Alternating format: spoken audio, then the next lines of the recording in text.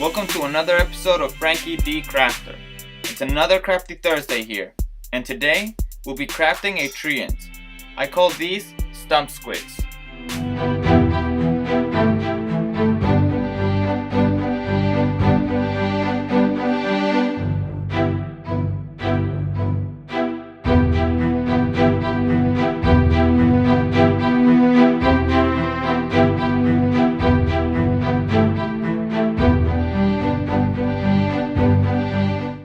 Thank you for joining me on another Crafty Thursday.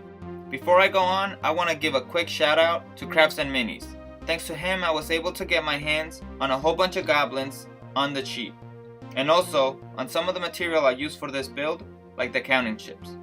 Now let's get back to the building. What are Stump Squids? In my campaign, they are non-hostile creatures that only attack those who mean to bring harm to nature. They are essentially protectors of the forest.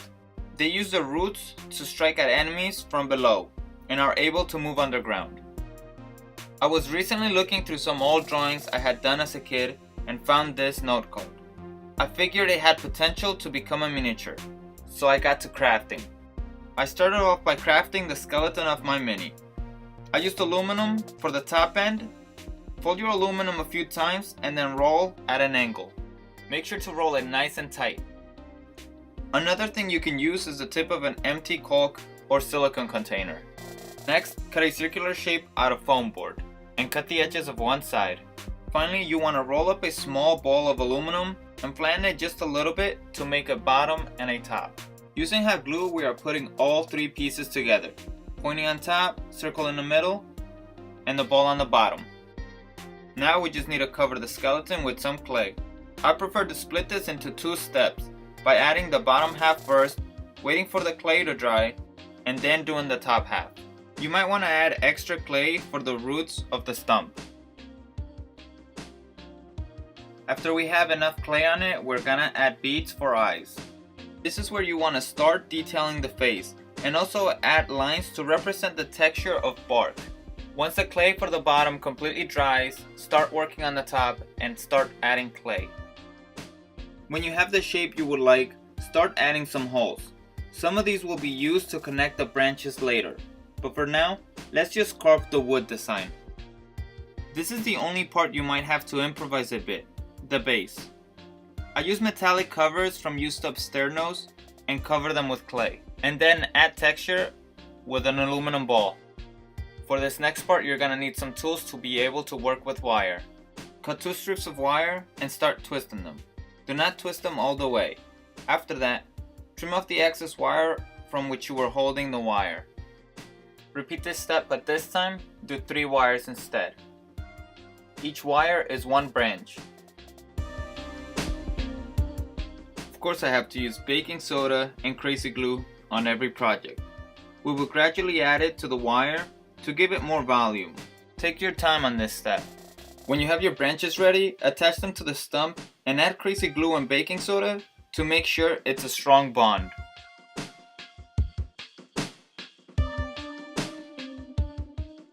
Add hot glue to your base and attach the mini. We're gonna add some pebbles around the tree stump to make it look like it just came out from underground. To make sure your pebbles don't end up falling off, add crazy glue around the base of the stump on the pebbles. Then sprinkle a little bit of baking soda on them. I then take all the extra baking soda off the model with a brush. Now we want to start on the roots that will be attacking your players. Roll up a few small balls of clay, shape them like spikes, and start adding wood textures to them. For these, we will be basing them on counting chips. Just hot glue them in. From here, just follow the same steps as before when we were gluing the pebbles to the base of the stump. After that step, all there is left to do is paint. But before that, I want to share with you a raffle contest I'm running. I'm opening a contest raffle on Twitter to try to reach 100 subscribers, where the lucky winner will receive 5 of their very own appreciation slimes. The contest details will be available on my Twitter. Follow the link to my Twitter page in the description below to keep a lookout for the raffle post. You must live in the United States to enter this contest. Thank you very much and good luck. the Slimepocalypse is coming.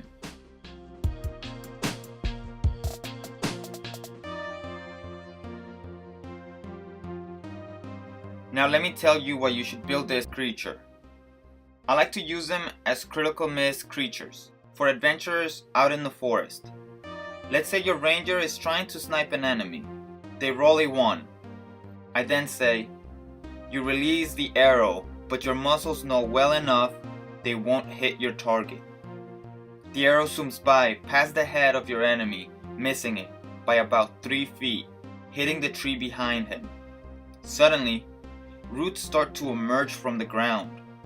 You realize that's not just a tree, it's a Stump Squid.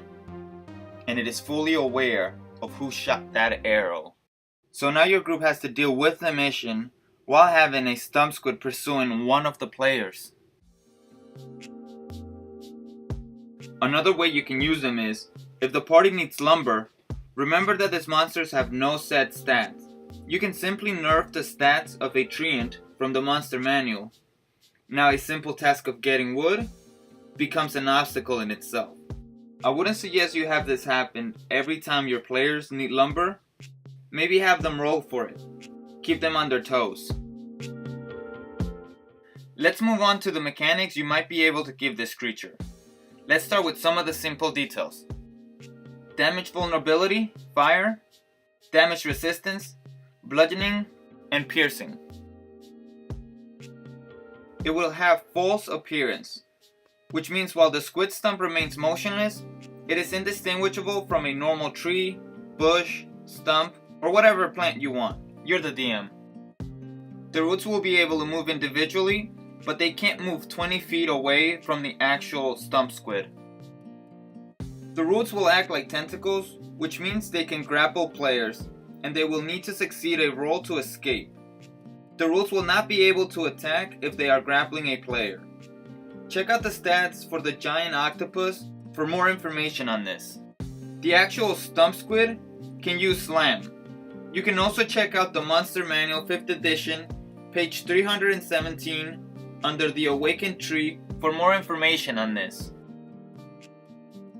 Another ability I thought went with the creature is that it can go underground, but I wasn't too sure on how to implement it. Maybe you guys can comment below and give me some ideas on that. Or just let me know how you would use the creature.